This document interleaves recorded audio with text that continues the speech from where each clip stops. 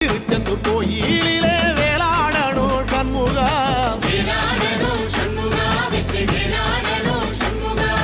பிள்ளை ஆண்டான் பிள்ளை என வரம் கொடுக்கணும் சண்முகா,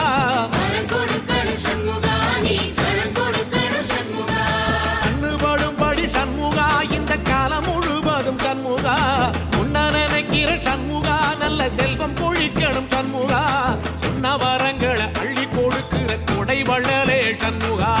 கோடி வணக்கம் சண்முகா, பல கோடி வணக்கம் சண்முகா.